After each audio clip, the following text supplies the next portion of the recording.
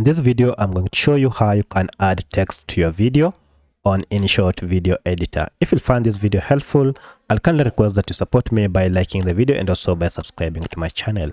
There are two ways you can add a text. You can either add a text on part of a video or the whole track or the whole timeline.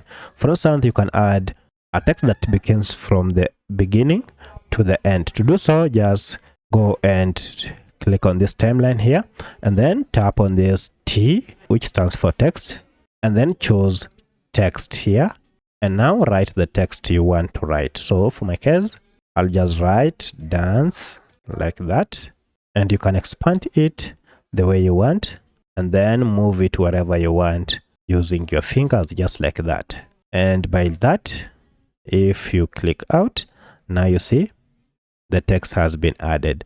So if I go ahead and play, you can see the text has been added, but it is not on the whole track.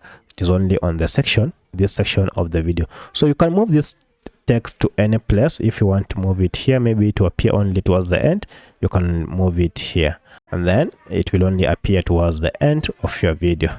However, if you want your text to appear throughout the whole video, then you can drag from the edge here like this, and then make sure also just drag to the end, just like that.